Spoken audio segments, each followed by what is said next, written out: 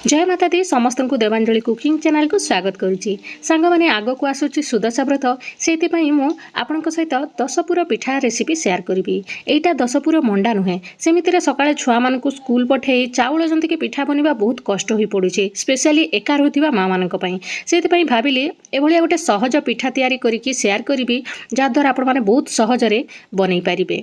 बनइबा बहुत सहज आधा घंटा भी लगभग ये पिठा तैयारी करने को। चलतु ताहले स्टार्ट करवा वीडियो पूरा शेष पर्यंत देखंतु।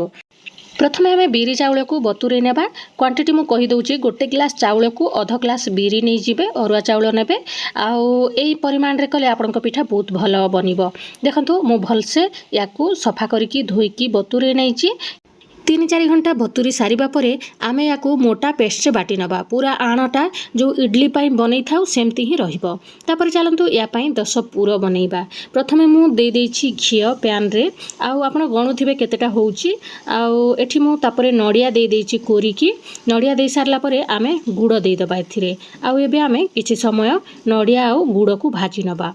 ए गुड़ आउ नडिया भाजी हो हो चलंतु आउरी किछि मसला प्रिपेयर करि नबा। सेति पई मु हेमदस्तारे दे देछि अदा 1 इंच तापरे अल्प टिके ही दे देछि जायफल तापरे दे देछि गोलमरीच आउ 2-4टा गुजराती दे देछि आउ लवंग दे देछि। एबे आमे एई सब को भलसे छेची नबा।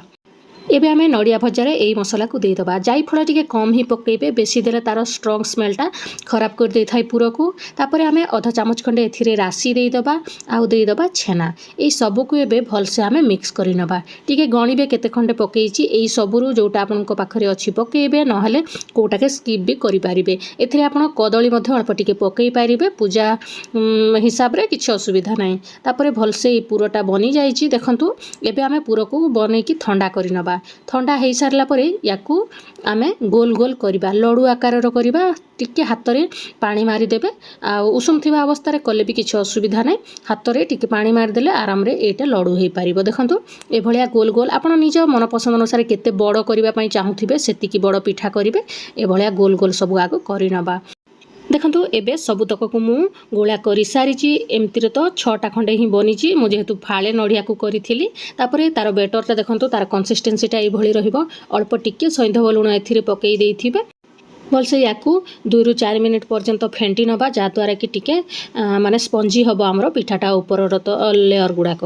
तापर आमे तेल को गरम करिकी याकू चेक करी देखिबा। तेल को देखंतु संगे संगे उठी आसुची। तेल जगह आपण घियो मध्ये यूज करि पारिबे। पूजारे करूथिले आपण घियो रे ही यूज करिकी करिवे। जदि घर लोक पसंद करू नांदी ताले घियो को स्किप करिकी आपण तेल रे छाणिबे। ए भलिया गोटे गोटे गोला को से आण रे आमे बुड़ेकी छाणी नबा। ए भलिया गोटे गोटे करके चामच साहाय्य रे देई देबे बढ़िया भाबरे बनिबो।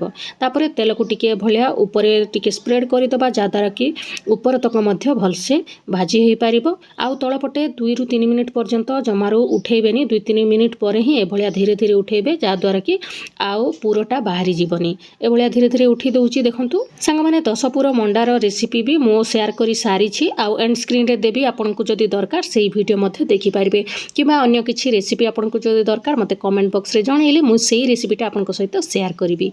एबे आमे फ्लेम को मीडियम रखी कि याकू किछि समय ए भलिया नाली पड़िबा पर्यंत भाजी नबा। ता द्वारा पिठाटा सुंदर देखा जिवो। खाइबा पई भी बहुत भल लागिवो। ऊपर टिके क्रिस्पी हबो आउ भीतर टिके सॉफ्ट रहिवो। याकू देखिले ना बनैबा केते सहज। संग माने चैनल रे जदी आपण ए पर्यंत नुवा अछंते ताहले चैनल को सब्सक्राइब कर दियंतु ए भलिया नुवा नुवा टेस्टी टेस्टी रेसिपी देखिबा पई। एठी देखंतु धीरे धीरे पूरा नाली पड़ी आसिलानी। एबे हमरो पिठा तक पूरा रेडी हे गला। देखिले ना केते सहजरे हमरो 10 पूर पिठाटा रेडी हे गला। आपण याकू थरे बनै कि भोग लगांतु देखिबे बहुत भल लागिवो। आउ आपन को मध्य कामटा इजी हबो।